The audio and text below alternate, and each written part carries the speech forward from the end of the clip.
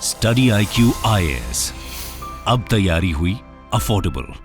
नमस्कार दोस्तों I don't know आप में से कितने लोगों को पता है बट हमारा पड़ोसी देश नेपाल में भारी तबाही आई है because of floods and landslide. क्या होता है कि किसी भी हिली एरियाज में अगर बाढ़ की सिचुएशन आती है तो वहां पर लैंडस्लाइड्स का भी बड़ा खतरा रहता है और इसी की वजह से अगर आप देखोगे तो नेपाल में सैकड़ों की संख्या में लोगों की मृत्यु हुई है। कितने लोगों की संख्या तो गिनी भी नहीं जाती, लेकिन यहां पर मैं आपको बता दूं नेपाल की जो कैपिटल है काठमांडू, वहां पर सबसे ज्यादा इंपैक्ट हुआ है। ये आप देख सकते हो खबर, over 170 people killed in rain triggered floods landslides in Nepal. और इसी के बारे में हम डिटेल से जानेंगे और मैं आपको बताऊंगा कि इसके पीछे का एग्जैक्ट कारण है क्या।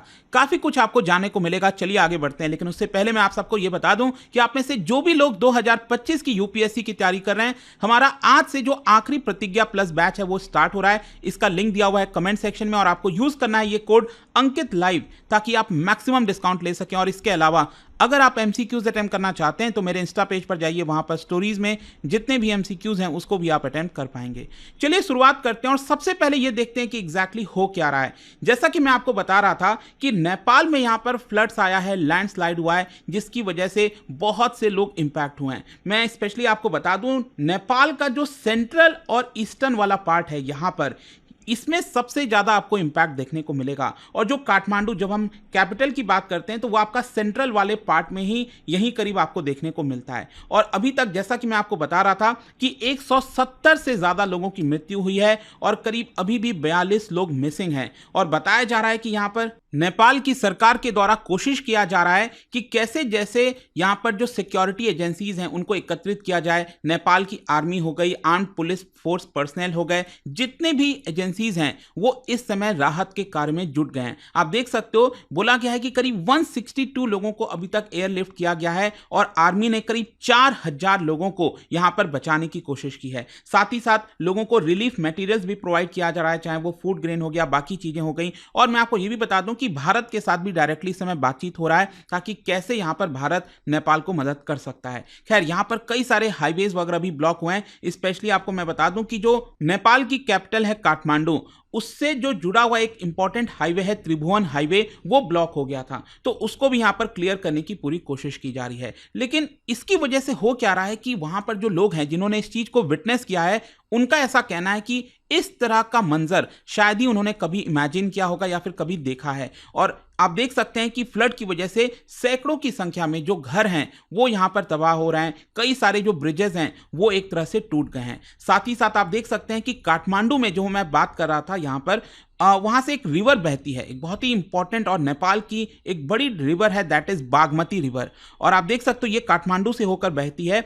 वहां पर ये डेंजर लेवल से ऊपर था और अगर आप इसका रूट देखोगे तो ये एक्चुअली बिहार में एंटर करती है, भारत में एंटर करती है और अल्टीमेटली ये गंगा में जाकर मिल जाती है। तो ऑब्वियस सी बात है, इसका पूरा जो इंपैक्ट है वो बिहार में भी आपको देखने को मिलेगा, जिससे मैं आपसे आगे चर्चा करूंगा। लेकिन क्वेश्चन यहां पर यह है कि नेपाल में जो भी कुछ ये हुआ है, इसके पीछे का असली वजह क्या है? What is the real reason behind this? देखो क्या है कि एक तो अभी शॉर्ट टर्म में अचानक से बहुत ज्यादा बारिश आ जाना, ये एक सबसे मेन कारण बताया जा रहा है। और बारिश भी क्यों अचानक से बहुत ज्यादा आई है इस पूरे रीजन में? क्योंकि बे ऑफ बंगाल से बहुत सारा जो वाटर वेपर वाला एयर होता है वो आपका नदन साइड की तरफ गया है और यहां पर लो प्रेशर क्रिएट किया है। अब आपको पता ही होगा, थोड़ा भी अगर आपने ज्योग्राफी पढ़ा हो, जहां पर भी लो प्रेशर क्रिएट होता है तो वहां पर रेनफॉल के चांसेस काफी बढ़ जाते हैं। तो इसी की वजह से बताया जा रहा है कि यहां पर शॉर्ट टर्म में छोटे समय में बहुत ज्यादा बारिश देखने को मिली। और सैटरडे को भी आप देख सकते हो यहां पर काठमांडू में 54 साल का रिकॉर्ड, 54 इयर्स का रिकॉर्ड टूटा है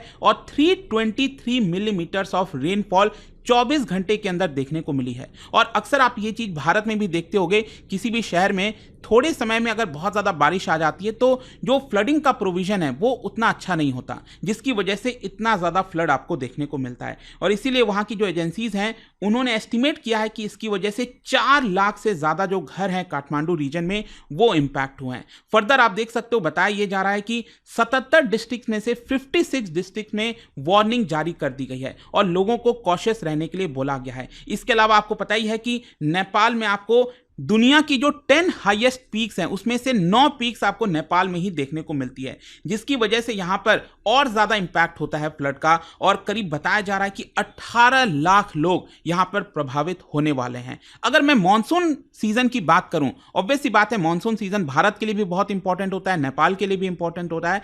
और नेपाल में जो मॉनसून सीजन का अराइवल है वो एक्चुअली 13 जून से स्टार्ट होता है और यूजुअली क्या है ये सितंबर तक चलता है, लेकिन इस बार क्या हुआ है कि ये अक्टूबर के एंड तक चलेगा ऐसा बताया जा रहा है। तो यू कैन ओनली इमेजिन कि अगर रेनफॉल जून, जुलाई, अगस्त, सितंबर में होता है, ये 4 महीने में होता है, लेकिन फर्दर एक और महीने में ये एक्सटेंड हो जाएगा, तो कितना ज्यादा ये प्रॉब्लम क्रिएट कर सकता है। इस साल आप देख सकते हैं, बताया जा रहा है कि जो क्लाउड्स हैं, जो मॉनसून वाला क्लाउड्स होता है, वो आपका नेपाल में एंटर किया ऑन 10 जून। यूजुअली क्या होता है कि ये 14 जून से स्टार्ट होता है, तो ऑलरेडी यहां पर मॉनसून की शुरुआत नेपाल में पहले से ही स्टार्ट हो गई थी। इसके अलावा अगर हम मॉनसून पीरियड की बात करें, मतलब कितने दिनों तक मॉनसून का पीरियड रहता है जहां पर बारिश आती है, तो यूजुअली क्या होता है कि पूरे साल भर में जितना बारिश आता है नेपाल में, उसका 80% बारिश सिर्फ और सिर्फ मॉनसून सीजन में ही आ जाता है और ये करीब 105 दिन चलता है। लेकिन रीसेंट ईयर्स में क्या हुआ है, बिकॉज ऑफ क्लाइमेट चेंज, इस तरह की जो प्रॉब्लम्स हो रही हैं, इसकी वजह से ये जो पीरियड है वो और ज़्यादा बढ़ गया है। 105 दिन की बजाय 130 दिन, 140 दिन, इस तरह से आपको देखने को मिलेगा। अभी रिसेंटली जो मेट्रोलॉजिकल ऑफिस का जो डेटा सामने आया, उसमें बताया गया कि 10 जून से जो मॉनसून आया है नेपाल के अंदर, तब से लेकर अभी तक अगर आप देखोगे तो ऑलरेडी 1586 मिलीमीटर्स ऑफ रेनफॉल ये नेपाल के अंदर देखने को मिला। और ज़्यादातर क्या होता है कि एवरेज में करीब 1472 mm ऑफ वाटर रेनफॉल देखने को मिलता है 4 महीने में। लेकिन क्या है कि अभी तक ऑलरेडी इतना आ चुका है और आगे कितना आएगा ये अभी अंदाज़ा लगाना मुश्किल है।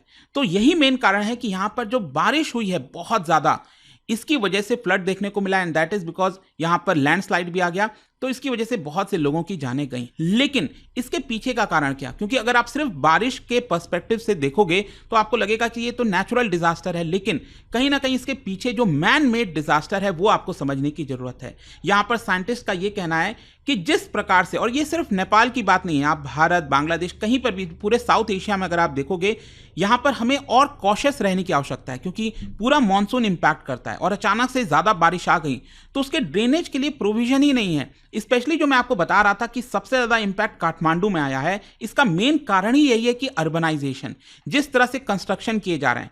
अब आप सोच के देखो, अगर कोई रिवर बह रही है, अगर उसका पानी का फ्लो है और बीच में ही आप यहां पर पास में कोई कंस्ट्रक्शन कर दोगे, घर बना दोगे बड़े बड़े, तो ऑब्वियस सी बात है जो पानी का फ्लो है वो कहाँ जाएगा, नहीं सही से हो पाएगा। और अचानक से बहुत ज़्यादा बारिश आ गई तो पूरा पानी यहाँ पर इकट्ठा होने लगेगा, जिसकी वजह से बाढ़ की सिचुएशन आ जाएगी। लेकिन कहीं ना कहीं यहाँ पर जो अर्बनाइजेशन सही तरीके से जाना चाहिए, प्लान तरीके से जाना चाहिए, वो अभी तक नहीं हो पाया है। एंड दैट इज़ वाई मैं इसको नेचुरल डिजास्टर से ज्यादा मैन मेड डिजास्टर कहूंगा, चाहे नेपाल हो, भारत हो, कहीं पर भी। और नेपाल में जैसा कि मैं आपको बता रहा था, हाई माउंटेन रेंजेस हैं, ग्लेशियर्स देखने को मिलते हैं, तो अचानक से अगर बहुत ज़्यादा बारिश आ गई तो रिवर का पानी का फ्लो बढ़ जाता है। साथ ही साथ क्लाइमेट चेंज की वजह से ग्लेशियर्स तेजी से पिघलने लगते हैं और उसकी वजह से और ज़्यादा रिवर का पानी का फ्लो आपको बढ़ता हुआ देखने को मिलेगा, एंड दोनों का कॉम्बिनेशन काफ़ी डेडली हो जाता है। एंड बिकॉज ऑफ दैट इस तरह का डिजास्टर हमें देखने को मिल रहा है। आई होप कि आपको समझ में आ गया होगा। लेकिन देखिए, यहां पर अगर आप इसका इंपैक्ट भारत पर देखोगे तो वो भी आपको देखने को मिलेगा, क्योंकि आपको पता होगा एक रिवर के बारे में, कोसी रिवर, और वहां पर एक बराज बनाया गया है भारत और जो नेपाल है, नेपाल में जो आपको बराज देखने को मिलेगा, कोसी बराज कहते हैं। मैं आपको दिखा देता हूं इस मैप में, ये आप देख सकते हो, ये कोसी रिवर है, नेपाल में एंटर करती है, उसके बाद बिहार में एंटर करती है, भारत में। तो यहां पर क्या हुआ है कि कोसी रिवर से जो पानी रिलीज किया गया है नेपाल के द्वारा, पिछले 1968 के बाद से आप देखोगे तो सबसे ज्यादा पानी रिलीज किया गया, क्योंकि वहां पर भी पानी होल्ड नहीं हो पा रहा था, इतना ज्यादा पानी इकट्ठा हो गया था, जिसकी वजह से पानी रिलीज होने की वजह से बिहार सरकार ने भी 13 जिलों में अलर्ट जारी कर दिया है। और इसी की वजह से आप देखो तो बिहार भी काफ़ी ज़्यादा इसकी वजह से इंपैक्ट हुआ है। अब देखना होगा सरकार किस तरह से इन सारी चीज़ों से निपटती है, बट आई होप कि यहाँ पर नेपाल के बारे में ये जो फ्लड की बातें कही जा रही थी वो आपको अच्छे से समझ में आ गई होंगी। और जाने से पहले एक इंटरेस्टिंग क्वेश्चन, क्या बता सकते हो which of the following is the most abundant dissolved ion in the ocean? Ocean में सबसे ज़्यादा डिजॉल्व्ड आयन इनमें से कौन सा होता है? इसका राइट आंसर आप सबको पता है, मेरे इंस्टाग्राम पर तो मिलेगा ही, वहां पर अगर आप नहीं हो कोई बात नहीं, टेलीग्राम से ले सकते हैं इसका सही उत्तर। मैं कई सारे जो एमसीक्यूज हैं वो यहाँ पर स्टोरीज में डालता रहता हूं। अगर आपको पीडीएफ चाहिए तो टेलीग्राम पर आइए, अलग अलग सोशल मीडिया पर आप जुड़ पाओगे। और जैसा मैंने आपको बताया, अगर आप यूपीएससी की तैयारी कर रहे हैं, कोई भी बैच चाहते हैं, you can simply use this code Ankit live to get maximum discount. And I hope कि वीडियो आपको पसंद आया होगा। मिलता हूं आपसे next time. Till then thank you very much, see you soon. Study IQ IAS, अब तैयारी हुई अफोर्डेबल।